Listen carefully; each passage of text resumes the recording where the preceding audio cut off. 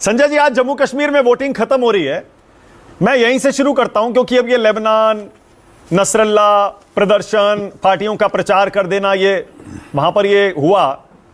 क्या ये मुद्दा है, क्या ये बनता है इस तरह के चुनाव में जम्मू कश्मीर में मुद्दा हिजबुल्लाह का, नसरल्ला का या पैलेस्टाइन का? संजय जी देखिए, एग्जैक्टली जिन चीजों का आप जिक्र कर रहे हैं ये मुद्दा नहीं बनता हो, लेकिन हाँ, इसको एक धर्म के नजरिए से जरूर देखने की कोशिश की जाती है कि हो क्या रहा है। हो ये रहा है कि शायद मुसलमानों के साथ जाति हो रही है, इसका मुद्दा बनता है। तमाम पार्टियां, खासकर जो वैली की पार्टियां हैं, और इन सारी चीजों को एक पैकेज के रूप में ऐसे पेश करेंगी कि भाई देखो क्या हो रहा है दुनिया में ये हो रहा है कि मुसलमानों के साथ अत्याचार हो रहा है, इसी के लिए हमें एकजुट होकर रहने की जरूरत है और हमें कोशिश करनी चाहिए कि बीजेपी जैसी पार्टी को हराने की कोशिश की जाए। इस तरह का मुद्दा तो जरूर बनता हुआ दिखाई। आपका कुछ असेसमेंट है क्या जम्मू कश्मीर को लेकर संजय जी? वहां का जो समीकरण है वो क्या कहता है? क्योंकि सबको पता है जम्मू में बीजेपी कांग्रेस की लड़ाई है और जो घाटी है वहां पर बीजेपी साथ में कुछ टैसिट अंडरस्टैंडिंग कुछ इंडिपेंडेंट्स और छोटी पार्टियों के साथ है, और कांग्रेस नेशनल कॉन्फ्रेंस एक तरफ है और वहां पर कुछ और एक पीडीपी, जमीयत और कुछ पार्टियां। देखिए, बिल्कुल ऐसा लगता है दो अलग तरह के चुनाव हो रहे हैं। अगर आप जम्मू के रीजन की बात करें तो वहां तो सीधा सीधा मुकाबला बीजेपी और कांग्रेस का जो गठबंधन है एनसी उनके साथ है, और उसमें निश्चित रूप से बीजेपी को बड़ी बढ़त है जम्मू रीजन में। लेकिन जहां तक वैली की बात करें तो वैली में बीजेपी लगभग नगण्य है, नदारद है, और वहां पर मेन मुकाबला जो है नेशनल कॉन्फ्रेंस और कांग्रेस का अलायंस और पीडीपी के बीच है। लेकिन तमाम और ऐसी छोटी छोटी पार्टियां हैं जिसके कारण मुझे लगता है कि एक खिचड़ी सी, बहुत सारा वोट बर्बाद होता। बर्बाद का मतलब बहुत फ्रैगमेंटेड है चुनाव, वैली में बहुत ही फ्रैगमेंटेड है, और मुझे लगता है कि किसी भी पार्टी के लिए मेजॉरिटी ला पाना बहुत मुश्किल दिखाई पड़ता है। मतलब आपको लग रहा है कि हंग असेंबली हो सकती है जम्मू कश्मीर में? हाँ, मुझे ऐसा लगता है इस वक्त कि हंग असेंबली होने की संभावना है, क्योंकि जो पार्टी जम्मू में बहुत स्ट्रांग है वो पार्टी वैली में बिल्कुल ही उसका वर्चस्व नहीं है, बिल्कुल नदारद है। और जिन पार्टियों का बोलबाला वैली में है वो जम्मू रीजन में नहीं है, तो इसी के लिए मुझे लग रहा है कि एक हंग असेंबली जैसी सूरत बनती हुई दिखाई। बहुत बढ़िया। संजय जी एक सेकंड रुकिएगा, अभी आपसे हरियाणा पर भी मुझे एक सवाल करना है, लेकिन आरपी सिंह जी एक काम करिए ना, आप बार बार जो कांग्रेस को नेशनल कॉन्फ्रेंस से गठबंधन करने पर घेरते हैं, आप इस डिबेट को खत्म कर दीजिए, क्योंकि वो एनसी और पीडीपी से आपके पुराने रिश्ते याद दिलाए जाएंगे। आप इस डिबेट को खत्म कर दीजिए और कह दीजिए हंग असेंबली आई तब भी एनसी और पीडीपी से कोई गठबंधन अब आपका कभी नहीं होगा, क्योंकि उनके मैनिफेस्टो में, उनके एजेंडा में 370 को वापस लाना है।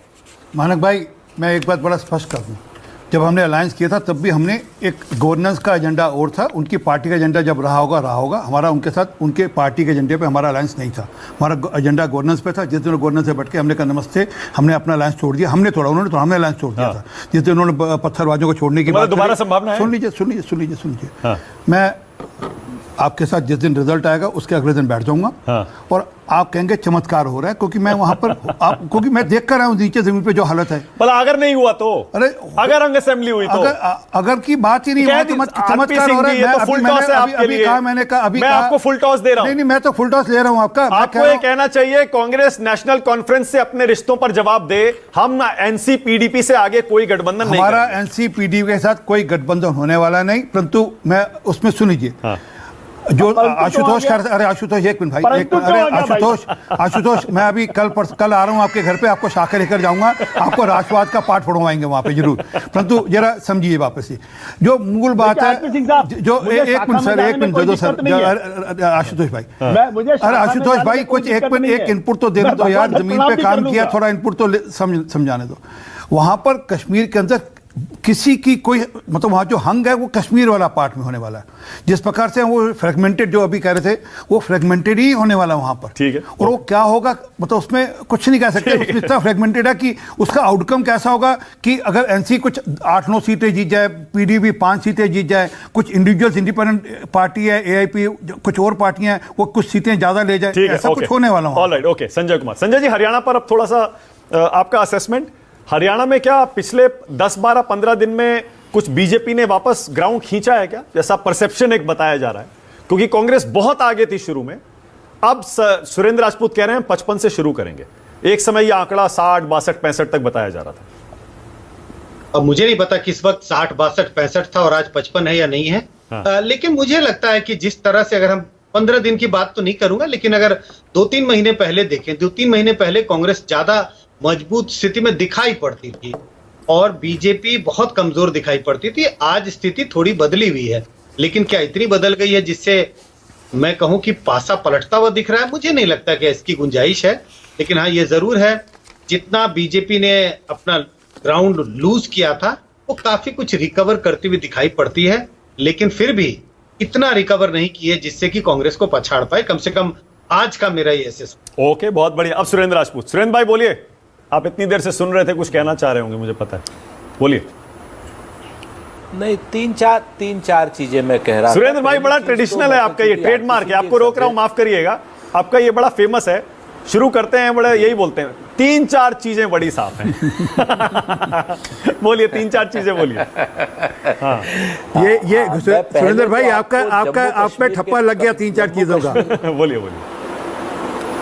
सर बहुत शुक्रिया। वो कहते हैं ना कि देहु शिवा बर मोह है शुभ कर्मंते कबहू न डरे हरिसो जब जाई लड़े निश्चय कर अपनी जीत करे। बहुत अच्छी बात है। जम्मू कश्मीर में भी और हिमालय क्या नाम है, हरियाणा में भी हम लोग अपनी सरकार बहुत प्रचंड बहुमत से बनाने जा रहे हैं। एक बात। दूसरी बात, वहां गांव पांव नगर डगर कांग्रेस की ही बात हो रही है, कोई भाजपा की बात नहीं कर रहा है।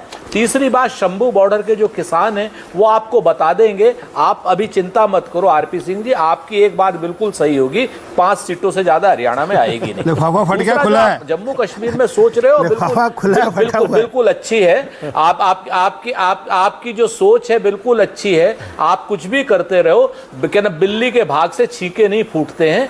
जम्मू में भी हम लोग आगे चल रहे हैं, कश्मीर में तो शेर के भाग से छीके फूट रहे हैं, और वहां